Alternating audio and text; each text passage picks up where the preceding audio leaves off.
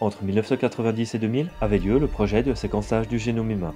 Dans le contexte de ce projet, en 1997 sortait le film Gattaca. Le film décrit un futur proche, où les avancées en génétique permettent de pratiquer l'eugénisme de manière simple et efficace.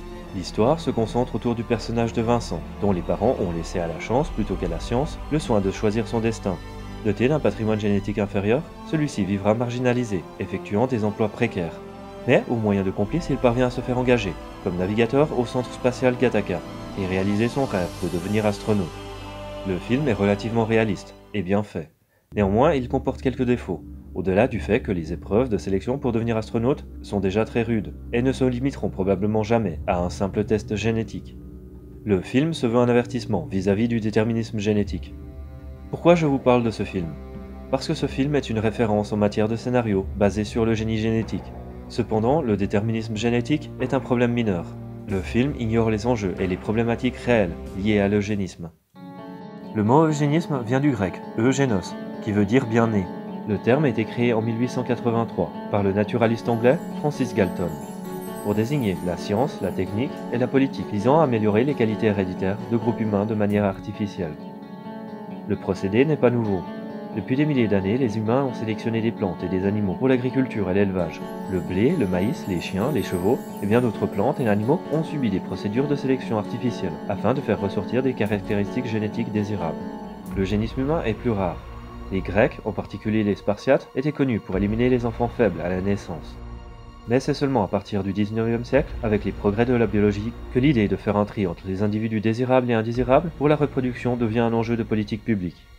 Certains pays, comme les États-Unis et l'Allemagne, entreprirent des politiques eugénistes, qui consistaient essentiellement à stériliser des malades mentaux et autres cas jugés asociaux. Ces premières tentatives étaient faites dans une ignorance de la génétique. Les gens pensaient que des caractéristiques congénitales ou sociales étaient héréditaires. Les stérilisations étaient pratiquées sur des criminels récidivistes, des épileptiques, des toxicomanes, des alcooliques, alors que ces afflictions n'ont pas nécessairement des origines génétiques. L'eugénisme est en contradiction avec la philosophie libérale, favorisant les libertés et les droits individuels. C'est pourquoi l'eugénisme rencontra toujours de vives oppositions au sein des pays libéraux. Mais les progrès en matière de génétique viennent rouvrir le débat sur l'eugénisme. En 2015, une équipe de scientifiques chinois ont réussi pour la première fois à modifier les gènes d'un embryon humain, utilisant la méthode CRISPR-Cas9. Qu'est-ce que CRISPR-Cas9? C'est un système composé d'ADN et de protéines, qu'on retrouve dans les bactéries et qui sert de défense immunitaire à celles-ci. Les protéines, qui sont appelées Cas9, scannent régulièrement l'ADN de la bactérie. Elles contiennent une copie de l'ADN des virus qui peuvent attaquer la bactérie. Et si une séquence ennemie est détectée, elle est détruite. CRISPR a en mémoire les séquences ADN des virus qu'elle doit détruire. Pour modifier l'ADN, il suffit d'intégrer une copie de la séquence ADN que vous voulez modifier dans une protéine Cas9. Celle-ci va aller découper la séquence. Ensuite, le mécanisme de la recombinaison homologue, qui est le processus qui corrige les dégâts faits sur les séquences ADN, va venir réparer la partie qui a été sectionnée. Il suffit de programmer le mécanisme de la recombinaison homologue avec la séquence que vous voulez modifier. L'utilisation de la technique CRISPR-Cas9 permet une modification simple et efficace de l'ADN des organismes vivants, ce qui ouvre la voie à la modification du génome humain. Ce qu'ont fait les scientifiques chinois en modifiant un embryon humain pour le guérir de la thalassémie.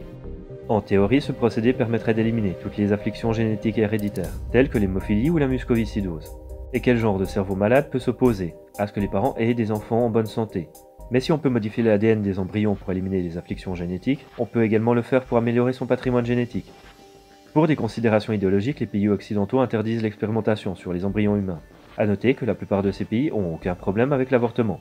Expérimenter dessus, non, les détruire, oui. C'est pour cette raison que la Chine est pionnière dans le domaine. Déjà, une firme chinoise fait des recherches sur les origines génétiques de l'intelligence, pour proposer aux parents de sélectionner les embryons dotés des meilleurs gènes en la matière. Inévitablement, les Chinois se mettront à pratiquer l'eugénisme de manière intensive.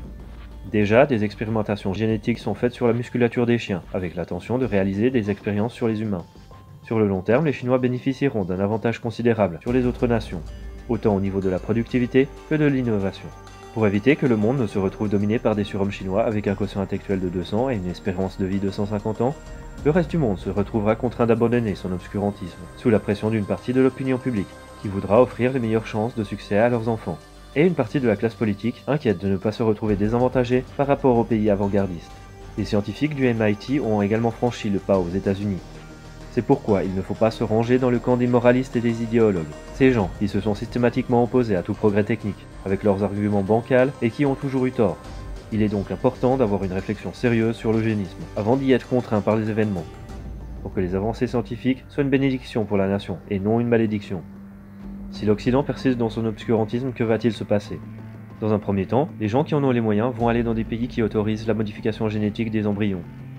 La conséquence est qu'il n'y aura plus seulement une inégalité de richesse entre les riches et les pauvres, mais aussi une inégalité intellectuelle et physique, ce qui forcera les gouvernements à progressivement autoriser la pratique, sur une base volontaire. Avec le temps, elle sera accessible à un plus grand nombre, et les dégâts auront été faits. Les inégalités auront été renforcées.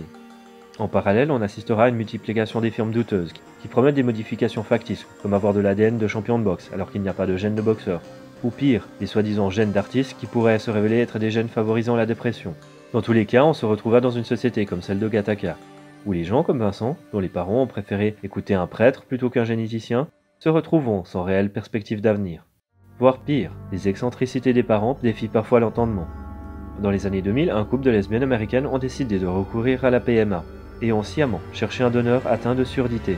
Ces deux femmes, sourdes de naissance, ont clamé que la surdité n'était pas une maladie, mais faisait partie de leur identité et de leur culture. Par conséquent, elles ont voulu que leur enfant soit atteint de la même identité. Leur fils, Gavin, conçu à l'aide d'un donneur, lui aussi sourd, souffre de surdité complète dans une oreille et de surdité partielle dans l'autre. Pour éviter ce genre de scénario, il est nécessaire d'avoir une réflexion scientifique sur l'encadrement de la thérapie génique. La procédure devrait être ouverte à tous, gratuite et organisée par la santé publique. La population devrait être sensibilisée et encouragée à avoir recours aux diagnostics préimplantatoires. Actuellement, les diagnostics préimplantatoires sont autorisés dans plusieurs pays européens pour les gens souffrant de maladies génétiques. Le procédé actuel consiste à féconder plusieurs ovules in vitro et de choisir l'embryon qui est sain. Avec la méthode CRISPR-Cas9, un seul embryon suffirait. Il est également important d'écarter les moralistes en faveur de l'eugénisme, qui ont des raisons tout aussi débiles que ceux qui s'y opposent, comme Julian Savulescu, professeur d'éthique à l'université d'Oxford, qui considère que l'eugénisme est une obligation morale, pour créer des individus éthiques, débarrassés des défauts de caractère tels que l'alcoolisme, la psychopathie et la propension à la violence. Autrement dit, des individus qui ne boivent pas, qui ne fument pas et qui baisent leurs femmes en missionnaires. Les gens comme Julian Savulescu portent un jugement de valeur sur le comportement humain. Comportement pas nécessairement lié à la génétique, d'une part, et d'autre part, dans le cas où ça le serait, par exemple la propension à la violence, modifier ce genre de gène a de fortes chances d'avoir pour effet secondaire de créer des individus lâches et dépressifs. L'encadrement de la procédure par la santé publique permettrait également d'éviter que des entreprises privées proposent pour des raisons pécuniaires des modifications cosmétiques, telles que la couleur des yeux ou des cheveux, ce qui entraînerait toutes sortes de modes ridicules, ou purement et simplement des arnaques. Après le succès de l'expérience des chercheurs de l'université de Sun Yat-sen, nombre de voix se sont fait entendre dans la communauté scientifique sur l'urgence d'un débat sur la question de l'eugénisme. Certains ont même appelé à une interdiction mondiale des recherches dans le domaine, une position aussi nuisible qu'irréaliste. Tôt ou tard, les barrières techniques et morales autour de l'eugénisme sauteront, et plutôt que de devoir s'adapter devant le fait accompli, l'eugénisme doit être organisé de manière à ce qu'il ne préjudicie pas la société et se limite à des modifications qui sont objectivement bénéfiques pour l'individu et la société, d'un point de vue médical. Les visions doctrinaires et moralistes telles que celles de Julian Savulescu doivent être combattues, afin d'éviter les dérives préjudiciables que l'eugénisme a pu connaître à ses débuts. Si vous voulez en savoir plus sur le système CRISPR-Cas9, je vous invite à visionner la vidéo de modifier le génome avec CRISPR, de Science étonnante.